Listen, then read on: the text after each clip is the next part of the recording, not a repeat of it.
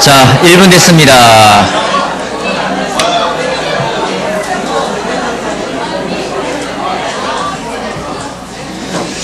오늘은 누가복음 10장 말씀 보도록 하겠습니다. 누가복음 10장 말씀 보도록 하겠습니다. 누가복음 10장. 예전에 주일학교를 제가 다닐 때 배웠던 찬양 가운데 요한복음 3장 16절에 관련된 말씀이 있어요. 그죠? 하나님이 세상을 이처럼 사랑하사 독생자를 주셨으니 누구든지 예수 믿으면 멸망하지 않고 아주 굉장히 인상적이었어요. 멸망하지 않고 영생을 얻으리로다. 돈을 상징한지 요한복음 3장 16절 했던 기억이 납니다. 거의 그때부터 제 마음속에 영생을 얻어야 된다. 그런 마음이 많았었는데 오늘도 같이 보도록 하겠습니다. 10장 25절 말씀 보겠습니다. 누가복음 10장 25절. 누가복음 10장 25절. 어떤 율법 교사가 일어나서 예수를 시험하여 말하였다. 선생님, 내가 무엇을 해야 영생을 얻겠습니까? 율법 교사는 많이 배운 사람이겠죠, 그죠? 율법에 정통한 사람이고 모세오경부터 시작해서 많은 구약의 선지자들의 그런 예언서에 능통한 사람입니다. 그가 예수님을 궁금해 물은 게 아니라 예수님을 시험하기 위해서 물어봤어요. 물어본 질문이 무엇인지, 무엇을 해야 영생을 얻을 수 있겠습니까? 영생을 어떻게 하면 영생을 얻을 수 있을까요, 여러분?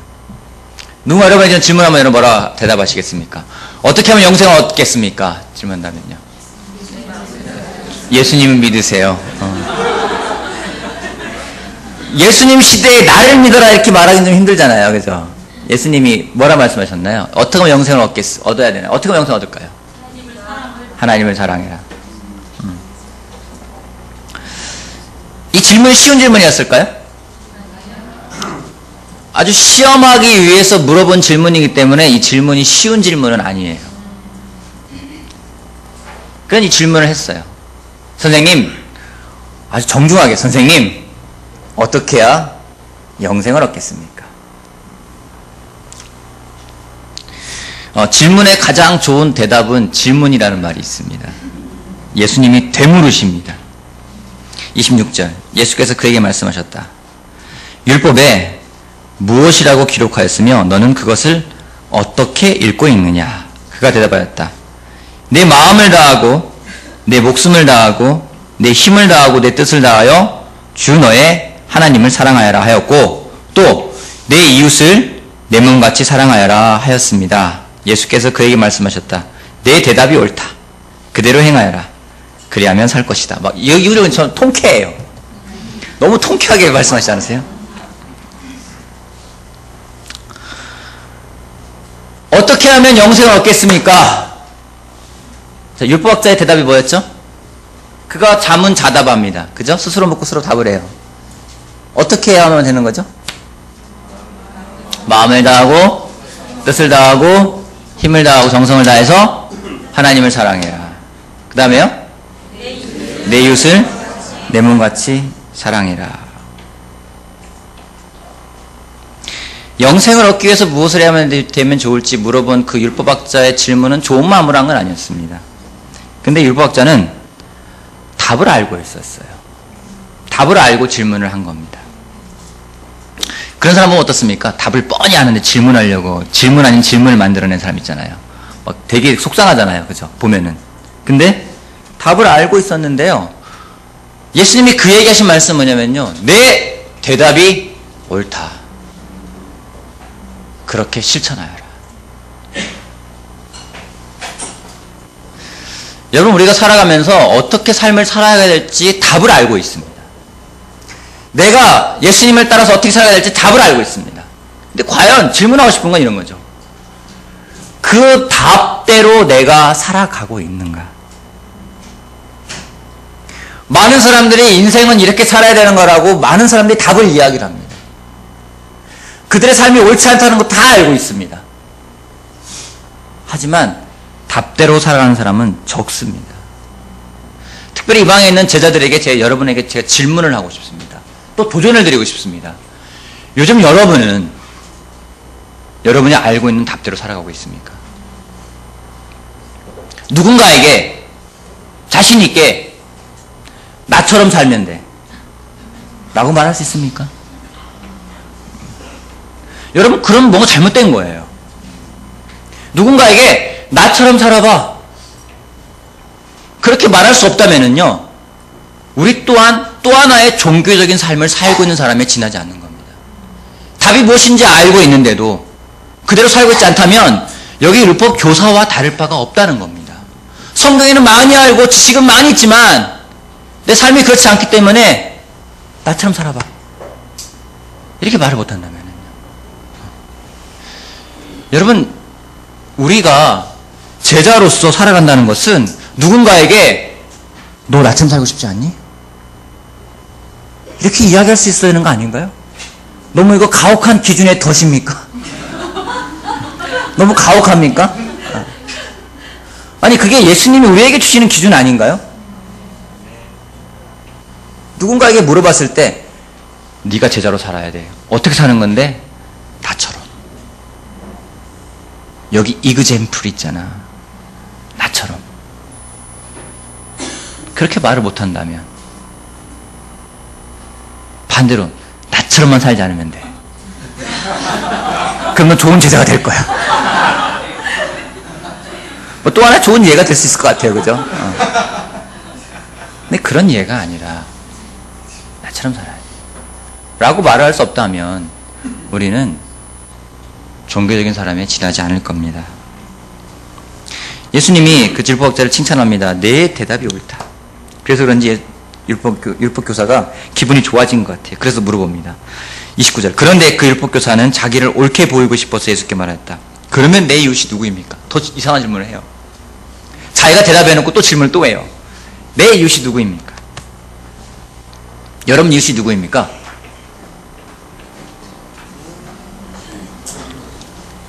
여러분 이웃이 누구입니까? 상훈 형이 이웃이에요? 왜 김상훈 형제가 이웃입니까? 가까이 있어요. 여러분 이웃이 누굽니까? 여러분 이웃이 누구세요? 대답을 하세요. 여러분 이웃이 누구세요? 가족. 여러분 이웃이 누구입니까? 회사 사람들. 여러분 이웃이 누굽니까? 이쪽 사람들 얘기 좀 해주세요. 이쪽 사람들. 여러분 이웃이 누굽니까? 304호.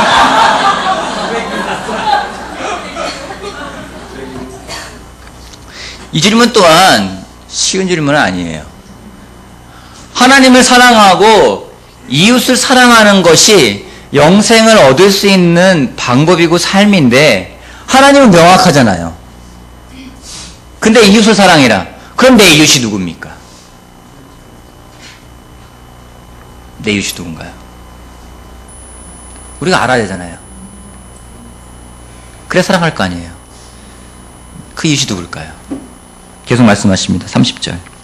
예수께서 대답하셨다. 어떤 사람이 예루살렘에서 여리고로 내려가다가 강도들을 만났다. 강도들이 그 옷을 벗겨서 때려서 거의 죽게 된 채로 내버려 두고 갔다.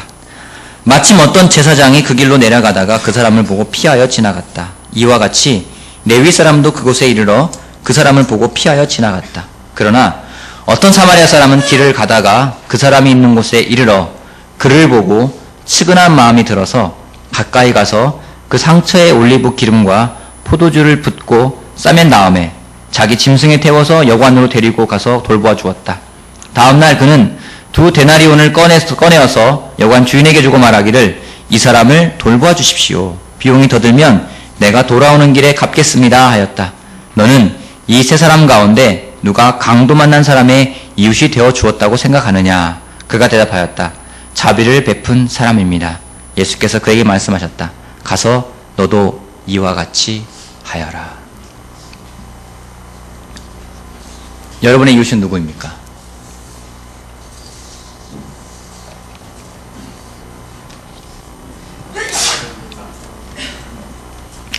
이 구절을 읽으면서 굉장히 많은 생각이 들어왔습니다. 솔직히 이 말씀을 아주 설교를 한다는 것 자체에 대해서 저한테 굉장히 도전이 되는 설교고요. 또 저에게 있어서도 굉장히 아직까지도 좀 굉장히 마음에서부터 더 많은 생각들이 지금 들어오고 있는 상태입니다.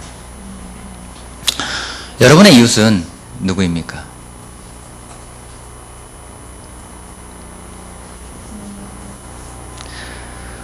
사마리아 사람을 사랑하라는 것일까요?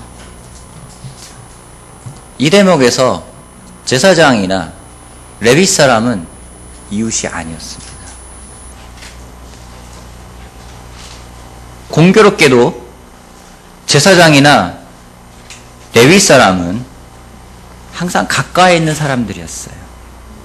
하지만 사마리아 사람은 당시 유대인들에게는 멀리 있는 존재, 상종을 하지 않는 존재였습니다.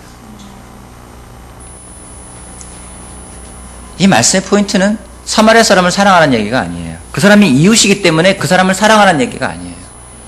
사마리아 사람은 멀리 떨어져 있는 사람이기 때문에 멀리 떨어져 있는 사람이 나의 이웃이 되어야 된다는 말이 아니에요. 멀리 있는지 가까이 있는지가 중요한 게 아니라 내가 어떻게 대하고 있는지. 저에게 이웃이 많이 있습니다. 저는 106호 살기 때문에 107호가 저의 이웃이기도 합니다. 공교롭게도 그분이 또 저와 같은 동양인 또 서산 분이세요.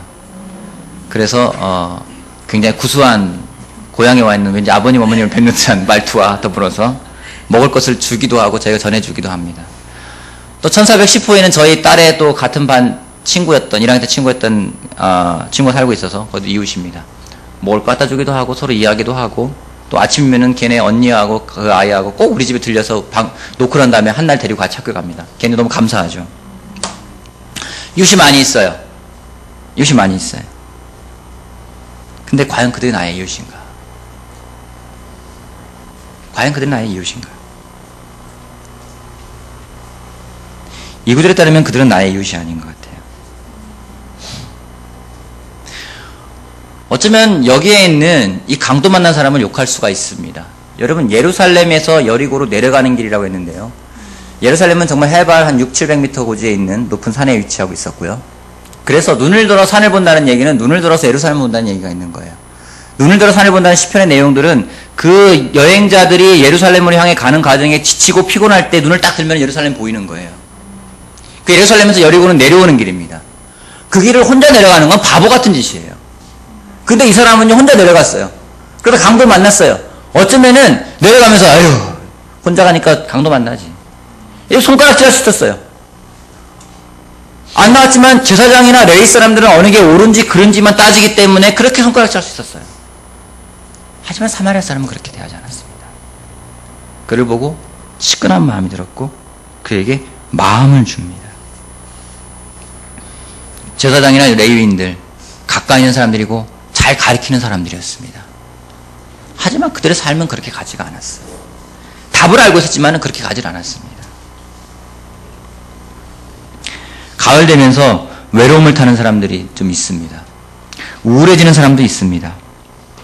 왜 우울하고 왜 외로워질까요? 제가 가진 답은요, 이웃이 없기 때문입니다. 진정한 이웃이 없기 때문입니다. 때로는요, 내 가족도요, 가족이 많고 막 바글바글하고 그래도요, 분명히 내 옆에 내 아내가 자고 있고, 분명히 내 옆에 내 남편이 자고 있는데도 외로울 때가 있어요. 그렇지 않아요? 여러분, 자매 여러분, 그렇지 않습니까? 분명 옆에 남자가 있는데, 그래도 외로워요. 그렇지 않아요? 네? 결혼한 자매도 그렇지 않아요? 형제 여러분, 여러분들 그냥 가만히 있으면 왠지 이렇게 막 눈물 날 것 같은 때가 있지 않습니까? 저만 그래요? 분명히 아내도 있고 애도 있는데 외로울 때가 있어요. 왜 그럴까요? 그들에 대해 이웃이 아니기 때문인 거예요. 참 공교롭게도 재밌는 건 이런 거예요. 예수님이 내 가족을 사랑해라 이런 말씀하지 않았어요. 하나님을 사랑하고 이웃을 내 몸처럼 사랑하래요. 여러분의 가족은 여러분의 이웃입니까? 가장 가까이 있는 여러분의 가족은 여러분의 이웃입니까? 여러분이 정말 그들을 보면 측은하게 여기고 마음을 쏟고 불쌍한 마음이 들어서 싸매고 어루만져주고 돌보는 사람입니까? 이웃은 내가 돌보는 사람입니다. 7월달, 8월달에 올해 몇몇 사람들하고 나눈 적이 있지만은 제 아내가 좀 우울해졌었어요. 아내가 우울해지니까 저도 우울해지더라고요. 서로 우울해지고 짜증이 나니까 뭐 하겠습니까? 어떻게 하셨어요? 싸워요. 싸우고 말다툼을 해요. 근데 말다툼하는 과정에서 저 아내가 저한테 했던 말이 저한테 정말 이렇게 뭔가 탁 꽂히는 말이 있었어요. 자기는 교회를 인도하겠다는 사람이 옆에 아내도 인도하지 못하면서 어떻게 교회 인도하려고 하냐고.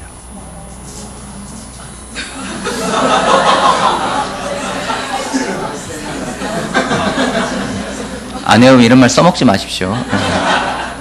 굉장히 충격적이었어요. 굉장히 여러분 저는 바쁩니다. 제가 예전에는 제 전화기에 대해 항상 컴플레인이 많았어요. 저거는 내 믿음을 깎아먹는 존재다. 전화기는 내 믿음을 항상 깎아먹는 존재다 생각이 들었어요. 근데 요즘엔 되게 바꿨어요. 내가 하고 있는 직업의 특성상 어쩔 수 없이 좋은 소식보다는 안 좋은 소식을 더 많이 들을 수밖에 없는 것이구나. 그게 전혀 이상한 게 아니구나. 때로는 왜 나는 내 전화기는 왜 굿뉴스가 아니라 배드뉴스만 나오는 전화기일까? 왜 항상 문제만 나오는 전화기일까? 왜 사람들은 좋은 일은 전화 안 하고 꼭 어려운 일이 있거나 문제가 있을 때만 꼭 전화해가지고 꼭 그것도 힘든 문제만 전화를 하는 걸까 고민했는데요. 제 직업 특성상 당연한 거예요. 그래서 요즘은 컴플레인 안 하고 전화가 오면은 당연히 무슨 문제가 있으려니 생각하고 받고 있습니다. 여러분 전화 많이 하십시오. 괜찮습니다. 10시 이후에는 말아주시고요. 그래서 제가 바쁘게 돌아다녀요. 뭐 누가 만나자 갑니다. 어떤 친구가 좀 어려움에 처했다 갑니다. 전화하지 않아도 제가 미리 생각합니다. 제가 굉장히 고민이 있을 거야. 찾아갑니다. 미리 찾아가요. 먼저 선제적인 뭐라고 해야 되나요? 선제적인 대응을 합니다. 그리고 또 때로는요, 정말 어려움에 처한 사람들 많이 접할 때가 많이 있어요. 제가 성경 공부했던 사람 가운데는요, 정말 이거는 내가 이 사람을 왜 만나야 될까 하는 사람들도 있어요. 정말 뭐 마약에 중독된 사람도 만나보기도 하고요. 정말로 어떤 정말 우리가 뉴스에서 나올 만한 사건들을 갖고 있는 사람들을 만나서 공부할 때가 있습니다. 높은 국회의원을 만나서 공부할 때도 있고요. 정말로 노숙자 정말 처지는 저리 가라 할 정도로 힘든 사람 만나 공부할 때도 있습니다. 만나서 이야기하기도 하고요. 때로는 싱글 형제들이 돈이 없으면은 뭐 이렇게 돈을 만들어가지고 빌려주기도 하고요. 하여튼 많은 일을 합니다. 근데 아내의 말이 저한테 되게 충격이었어요. 교회를 인도하려고 하면서 왜 자기는 돌보지 않냐는 얘기죠. 순간 얼마나 더 돌봐야 되지? 같이 있어줬잖아. 근데요, 제 마음에서요, 정말 그만큼 돌보진 않았어요. 문제가 있고 아내가 있다. 전 어디 가냐면 문제로 가요. 교회 일이 있고 우리 아내 있다. 저는 교회 일로 가요. 때로는 직업의 특성상 그럴 수밖에 없는 경우가 있겠죠. 근데 과연 내가 내 아내를 여기에서 말하는 예수님의 기준에 맞추어서 내 이웃이라고 생각을 하고 있는가? 내 아이는 나의 이웃인가? 내 형제 자매는 정말 나의 이웃인가? 여러분에게 여러분의 가족은 여러분의 이웃입니까? 여러분이 정말 사마리아 사람처럼 그의 아픈 분을 보고 측은하게 여기고 돌보고 감싸고 어떤 치료하는 그런 정말 여러분의 이웃입니까? 아니면은 정말 왼수덩어리입니까?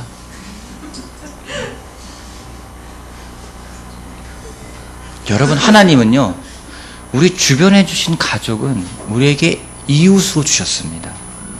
그러기에 하나님을 사랑하고 이웃을 사랑하라고 이야기를 하고 있어요.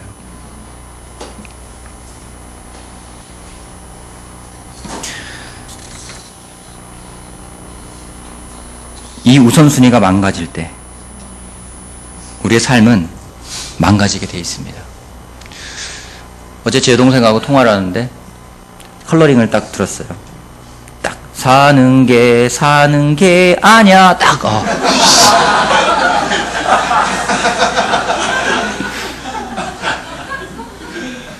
야, 네 컬러링 정말 깬다. 그래서 네 마음이니? 자기 마음이래요. 왜요? 우선순위가 망가졌으니까요. 주변에 이웃이 없으니까요. 항상 외롭고요. 항상 뭔가 기댈 때 찾아야 되고요. 괴롭고요. 컬러링이 사는 게 아니에요. 여러분 공감하는 사람 있습니까? 사는 게 아니야. 막 그 컬러링 너무 좋다. 막 하시는 분 계세요?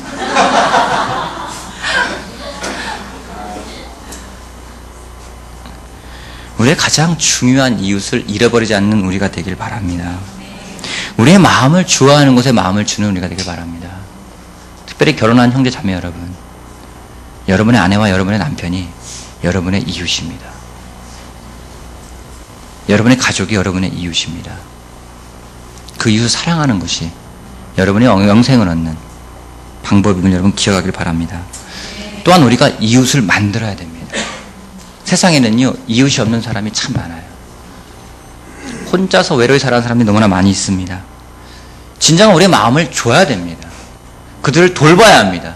그들을 측은히 여겨야 됩니다. 이웃이 많아지면은 외롭지가 않을 겁니다. 이웃을 만들면은요, 쓸쓸하지가 않을 겁니다. 여러분, 우리가 이웃을 만드는 가을이 되길 바랍니다. 대부분 바빠요. 정말 바쁩니다. 특별히 형제를 만나면은 정말 바빠요. 제 나이 때 형제를 만나면은요, 대부분 제 나이 때 아닙니까, 이 가운데? 바빠요. 그죠? 바쁘죠? 바쁘죠? 바쁜가요? 예. 바쁘죠? 한가하신 분 계세요? 다 바빠요. 왜 바빠요? 먹고 사느라고. 왜 바쁘십니까? 괜히 바빠요? 왜 바쁘십니까? 자. 네? 일하느라고. 왜 바쁘세요? 그거 왜 바쁘세요? 생각할 게 많아서. 하여간 바빠요. 자, 이쪽에 형님 바쁘시죠? 예, 바쁘시죠? 바쁘죠? 다 바빠요, 그죠? 바쁘죠? 무슨 형제? 재원 형제, 재원 씨 바쁘죠? 예, 바빠요. 다 바빠요.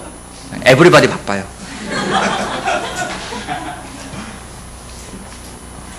근데 과연 바쁜 게 이웃을 만들기 위해 바쁜 겁니까?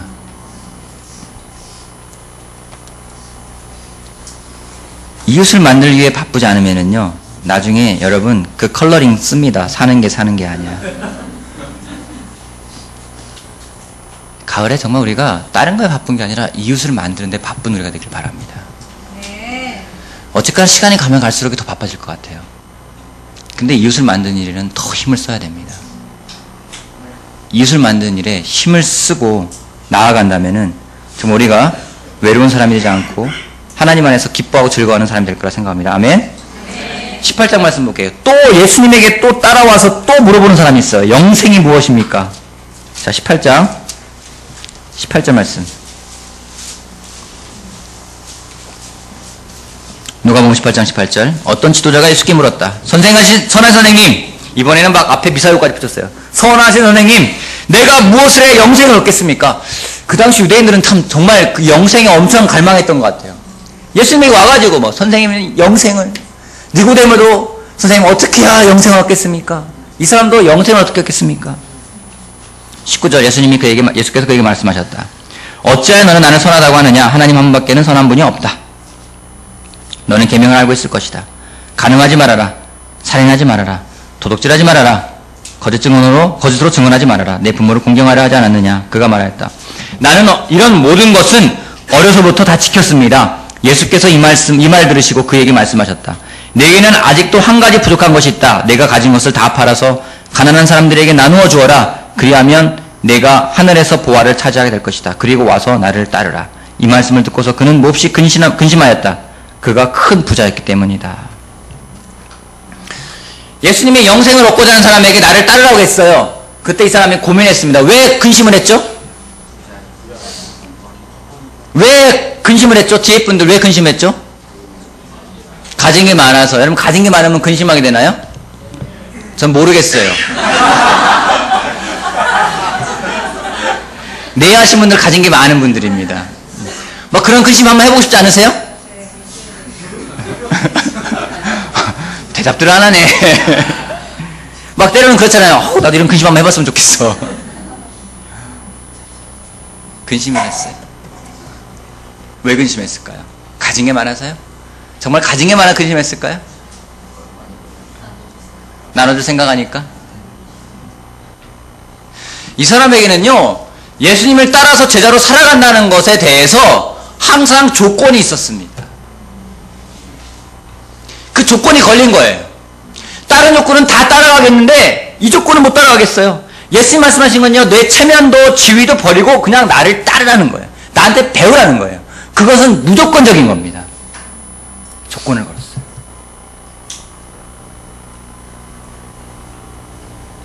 우리도 조건을 겁니다. 내가 제자로 살아가는데 내 남편이 정말 조금만 더, 아주 많이 바라지도 않아, 조금만 더 영적인 사람이 되면 좋을 텐데, 내 아내가 정말 바라지도 않아, 나한테 아침밥만 해주면 내가 정말 더 영적인 사람이 될 때가 될 텐데,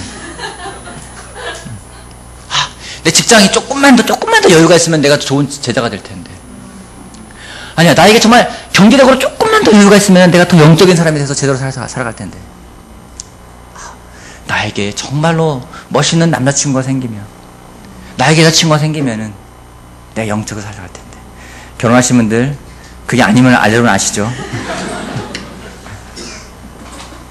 왠지 내 환경이, 내 변화가 조금만 더, 내가 이 조건만 되면은 더 제자로 잘 살아갈 텐데. 때로는 내가 제자로 살기 때문에 이런 조건들이 충족되지 않아. 그렇게 할 때가 있어요. 그래서 지난주 수요일날 주중예배 때 유대군 형제가 나눠준 말이 되게 인상적이었어요. 자기가 제자가 되고 나서 대장포진에 걸렸다고요. 그러면서 그 생각했다고 합니다. 제자 돼가지고 대장포진 걸리고 이게 뭔 일인가. 그럼 다시 한번 생각했다는 거예요. 그럼 내가 제자가 안 됐으면 대장포진 안 걸렸을까? 장담 못하는 거예요. 때로는 제자가 돼가지고 다 잃어버렸어. 제자가 안 됐으면 다 가졌을까요, 여러분? 제자 돼가지고 손해본 것 같아. 제자 안 됐으면 손해 안 봤을까요? 더 험한 꼴 당할 수도 있는 거예요. 근데 왠지 내가 이것 때문에, 그리고 예수님이 왜 이것 때문에 나를 망치는 건지 하소연할 때가 있어요. 그렇잖아요? 이게 조금만 더 나아지면 될 텐데, 내가 저 남자를 왜 저렇게 해가지고 이럴까, 뭐 이런 생각 들고, 때론 남편 탓, 아내 탓, 시어머니 탓, 어머니 탓, 가족 탓, 아버지 탓, 아이까지도. 저 애가 날 닮았으면 내가 더 영적일 텐데, 남편 닮아가지고. 많은 사람한테 들어오는 거예요. 그러면요, 우리는 여기에 나와 있는 이 부자 청년과 조금도 다를 바가 없다는 거죠. 나를 따르라고 할 때는요, 그냥 무조건적인 거예요. 체면도 버리고 지위도 버리고 그냥 가서 예수님을 따르기 때문에 예수님께 배우고 그 삶을 살아갈 때에 영생을 얻을 수 있다고 예수님 말씀하고 계신데, 우린 조건을 거는 거예요.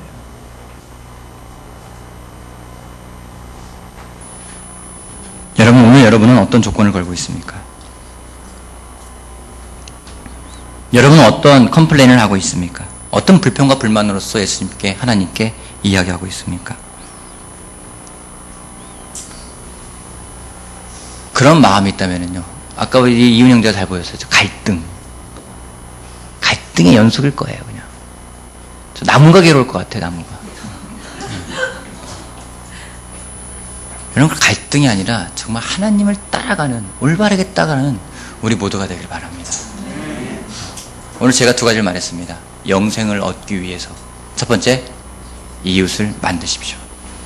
자, 이웃은 생기는 게 아닙니다. 이웃은 만드는 겁니다. 여러분의 이웃을 만드십시오.